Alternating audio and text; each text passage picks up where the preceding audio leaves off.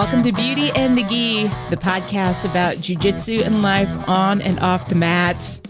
I'm Jen Eads, a white belt full of curiosity and questions about all things jiu-jitsu, and you can connect with me on Instagram at BrassyBroadJen. And if you have not connected with the podcast, we are also on Instagram at Beauty and the Gi Podcast. Yeah, and I'm AJ Klingerman, a Brazilian Jiu-Jitsu purple belt, obsessed with Jiu-Jitsu. And if you want to see all my Jiu-Jitsu posts, and mostly dog posts, because those are the two things I post, then you can find me basically everywhere. Instagram, Facebook, whatever, is AJ Klingerman. We also have a YouTube page, which is Beauty and the Gi Podcast.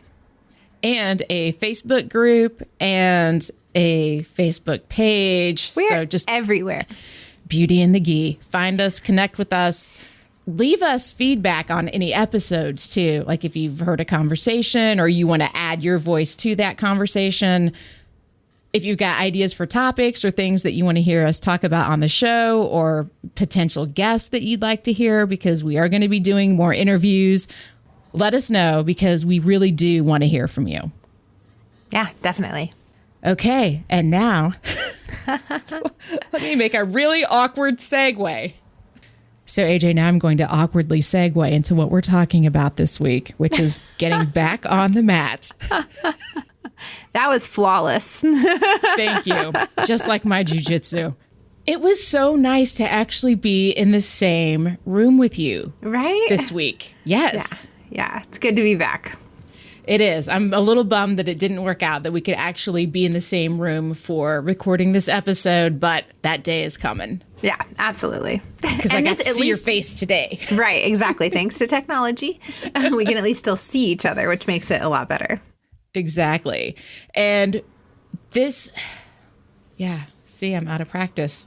I'm not only out of practice at jiu-jitsu, apparently I'm out of practice at podcasting. It happens. It does. It does.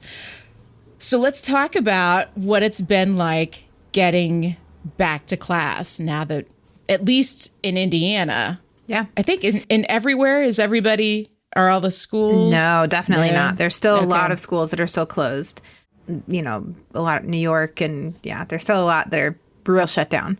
And, you kind of said you were out of practice from the jiu-jitsu and the podcasting standpoint. One thing that I've felt very out of practice was teaching.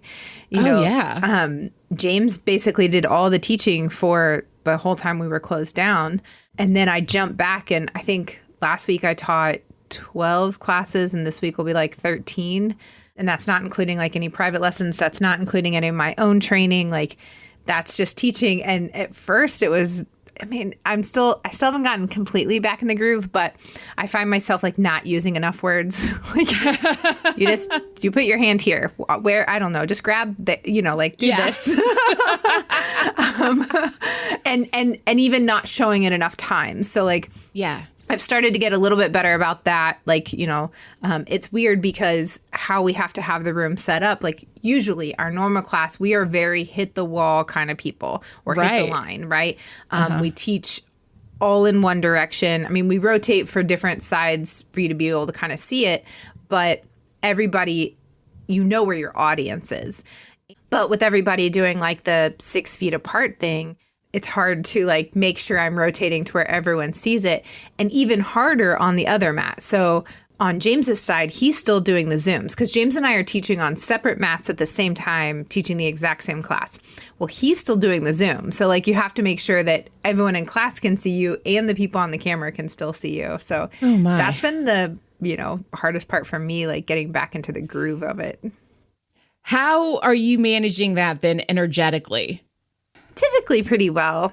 I love teaching. So, that helps. I also drink a lot of caffeine, so that helps. And it's a great time of year. So, I thrive off of just being outside in the sun.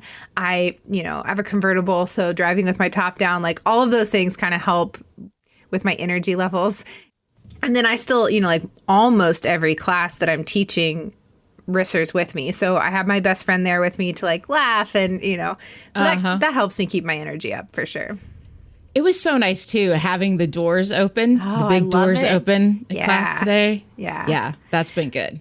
It has been. And I'll say another little hard part is just that I'm teaching the exact same class that James is in the room next to him. That's a lot of pressure. Yeah, I'm sure it is. So, like people are registered for, like we fill up mat A first and then people register for mat B. And then sometimes people switch around and everything. But like it feels a little nerve wracking to be like, almost like, I'm sorry, you have to have me as your coach instead of James. Like he's the 3rd degree black belt. And so the other night we were teaching omoplata sweeps and like James was like, oh, that's what's on the curriculum. And I started to panic. Like, do I even know an omoplata sweep? I don't know. Like, just started to be like, I don't know if I'm cut out for this. And so I just had him like, let me see you do them real fast so that I, feel like I know what you're talking about. And I have mostly white belts on my side. I think we had maybe 2 blue belts, not including like me and Risser. Mm-hmm. And everyone got it so well. Like our entire side did amazing. And so that made me feel a little more confident. Nice. That's fantastic. Yeah. So for me, getting back on the mat this week after, kind of being on a breakup with jiu-jitsu. Just on a break, not just really on a break. Yeah, we're totally back together now, though. One of the things that I feel like this is really a good opportunity to do is kind of reset and make sure that as I'm coming back to class and drilling, kind of starting with good habits. So I think it's a great time that maybe any bad habits that I had, hopefully I've kind of forgotten them, because I can tell you just even warming up. Well, okay, it happened today. We were doing warm-ups and I might have tripped on my own feet maybe and fell. It's all right. It happens. I'm out of practice. So I feel like this is a really good time to just kind of do a little reset. So what are some of those bad habits that you think would be like, not to like, make you remember them? You tell me, AJ, you're the one that sees them all the time. But you know what I mean? Like, what are some things that you're like, as I get back into it, I'm going to make sure that I don't do this, or I make sure that I do this?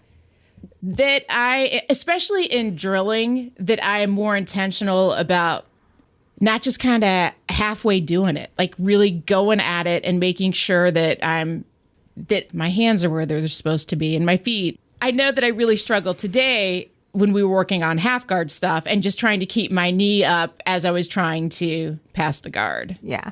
So just being really mindful and intentional and I feel like I've maybe had a tendency in the past to not go all the way through it. Does that make sense? Yeah. Yeah. To kind of just stop, like not quite at the right position. So like you get past, but you don't really get to side control kind of thing. Right. Yeah, exactly.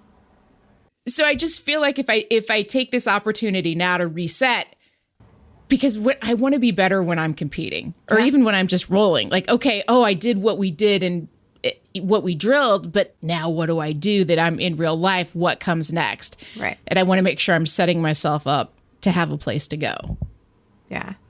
One thing that I've been trying to, it's tough because it wasn't like it was a bad habit, but I wasn't getting enough of my own drilling in.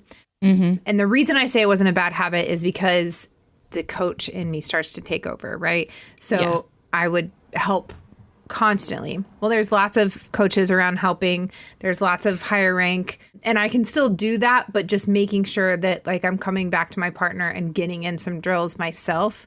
Yes. Not just counting like, oh, well, I taught it, so I don't need to drill it. Right. I would like to make sure that it like is solidified in my brain and that I'm actually drilling the move. Really solidified in my body. Like I need muscle memory attached. Yeah. Yeah. And that's why I think that whole muscle memory thing is something that I really want to work on and just be intentional with. Yeah. I think micro drills help with that a lot. You know, the pass of the lapel, like I pass it from one hand to the other just over and over so that when I get there, I don't even realize that I passed it already. I'm like, oh, surprise, it's in that hand. Just so it like you don't even think about it. It just happens. Let's talk about the solo drills. Yeah. So how's that going? That was something we started doing, I think, at the very beginning of the shutdown, whatever. At first, it started simply as a way to bring our girls together, because we're a pretty close-knit group and we didn't feel like we were getting that time to be together. Maybe within the first 2 weeks, we invited any woman anywhere. And so we opened that up for the Thursday one. And then the Monday, we kept just our team girls. Now that we're back in person, that needed to be something that we continued because if you've listened to previous podcasts, you know that we have it set up to where you can either like bring a partner or have a partner set up, or, we want to still offer something that if you're not comfortable working with other people, you still have a square. Mm-hmm. So we kept the solo drills going. We still do them on Zoom. We opened up the Monday class to anybody as well. It's no longer female only because it's not female only in-house, right? Mm-hmm. And I've been really impressed because, so we have one guy that's been attending the solo drills that he attends because he doesn't want to partner with anyone. He's an older gentleman. He takes care of his elderly parents. Like, he is the reason that like it's set up this way. Yeah, that's great. Yeah. So it's good that he's still getting to come in and get some movement in, and he's learning things that he probably would have never just learned in a regular class. Mm-hmm. Like just little things that sometimes we just don't focus on. And then the rest of the class ends up being people that have a partner for normal class and that they, are willing to bring someone in or whatever. So they're people that can do regular class but are still showing up for solo drills because they see the benefit of it. Uh-huh. So that's been really cool just to see, like, our solo drill class is full always. Oh, that's great. Yeah. Well, at one school. The other school, no one has shown up for solo drills yet. Oh, you mean that school that I go to? Yeah, that might be the one. Oh, okay. I might have to do better on that. But it's just interesting, and I think part of that is just because, it's been a lot of the ladies from IBJJA more that have been doing the solo drill. So it was easy for them to be like, bring my husband, bring my, yeah. So that made it, and we even talked about it in endurance. They could just Zoom us in and follow the same drills we do. Yeah. Okay. Guess who's going to be going to solo drills now? You did the ones on Zoom. Like, you see how good it is to break stuff down. Like, there's lots of drills that you didn't do before. What I really liked, we had one of the first ones had 55 women from all across the world. Wow. Attending that class. And so many of the women were like, why would I do this drill? How does it benefit my jiu-jitsu? And so even sometimes that isn't something that I think about just because I've been doing the drill so long. I'm like, why do we do that? And, so it was fun to like break it down and be like, oh, this works great for this move. So yeah, they're very helpful. So can you tell who's been doing jiu-jitsu and who hasn't been? Almost certainly.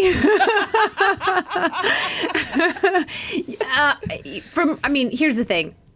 Everybody is struggling from a like cardio aspect. Oh, yeah. So we're not really rolling in class or anything, but sometimes we'll do some like more active drills with your partner.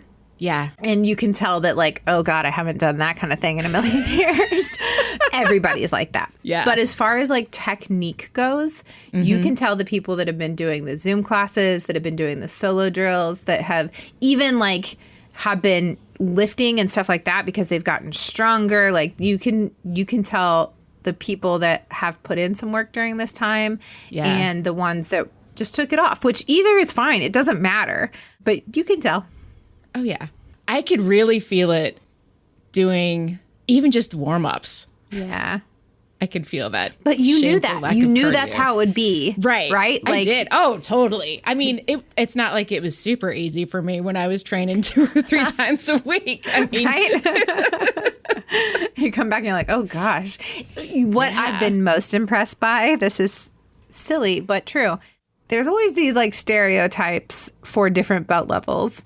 Blue belt blues, a lot of times we've talked about that. Like, because blue belt becomes the goal, almost, people often quit after blue belt. Like, it's not as bad as it used to be, but it's still something. Well, purple belts are kind of known to, like, stop drilling. Like, they don't do warm-ups. They don't drill. They don't, like, it's kind of a running joke, but it seems kind of accurate. And all of our classes have been filled with purple belts. All the purple belts are there. They're all on the mat. They're all training hard. And one of the guys said something to me about it Tuesday about me drilling or whatever. And I was like, I don't want to be a purple belt forever. You know, like I got to start drilling more, you know, like just kind of joking. But it's interesting that, you know, as far as like the bad habits go, that feels like a bad habit that a lot of our purple belts have broken. That's great. Yeah. Yeah. How are the white belts doing? You know, I got to check in on my people. Yeah, no, they're doing good. They're doing good. I think several of the white belts are more resistant to come back, not because they're afraid, but because they're not as obsessed. That makes sense. Yeah. And I think a lot of people that may have been a little more afraid are just like, let's do this because they miss jiu-jitsu so much. Yeah. Yeah. So, it's interesting, but so there are definitely white belts on the mat, you know, probably half the class, but typically white belts make up more than half of a class. So I almost felt like we were getting dangerously close to that. Am I going to go back? I mean, there's the podcast. I have to go back. Right. Because you can't really podcast about jiu-jitsu when you're not doing it. Right. Even though I did kind of manage to do that the last couple months. Yeah, but nobody was doing jiu-jitsu, so that makes it easier. Right, exactly. And I think Beth is super happy that I'm going back so that maybe I won't be as much of a cranky troll. Right. Not that that ever happens. No, but you know, on the off chance that you might be. Right. On that rare occasion. That's why she kept feeding you cookies, because she was hoping that the cookies would make you less of an angry troll. I have to say, I did get on the scale because I was worried.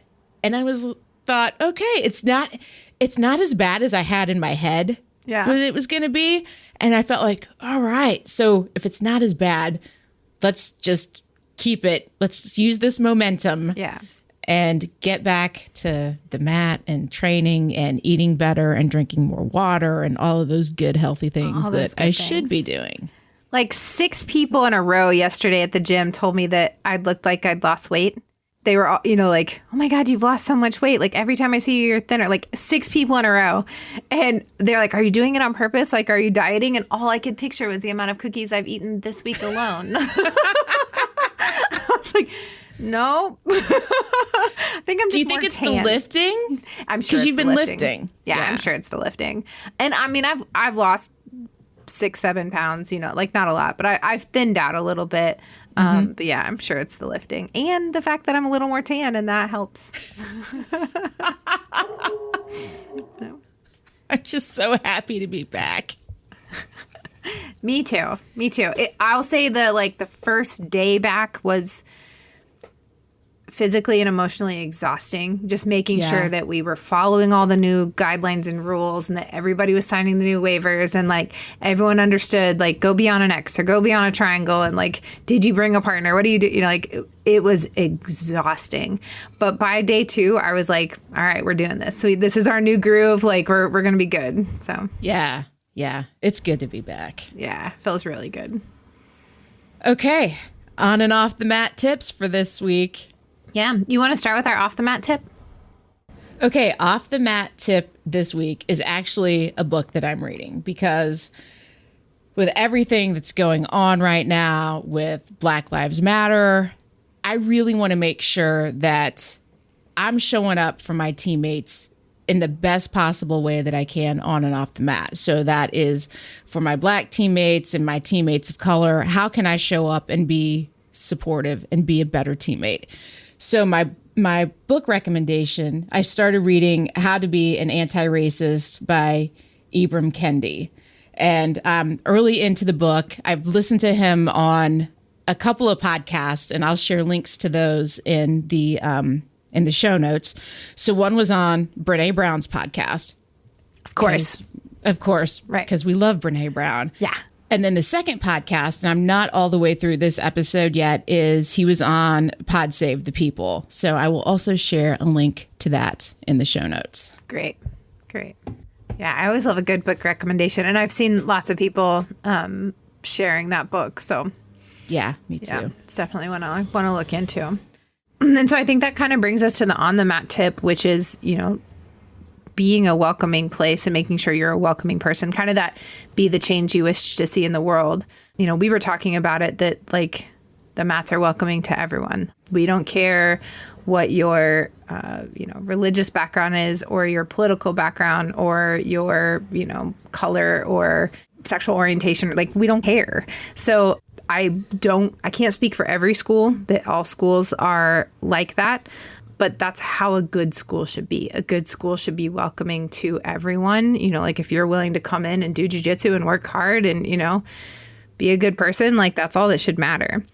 It's great to see people who, like we had a guy that, this is, a few years back, but he came in covered in white supremacy tattoos. And he had been in prison and was basically just like, this is how I survived. Like, this is not the person I am anymore.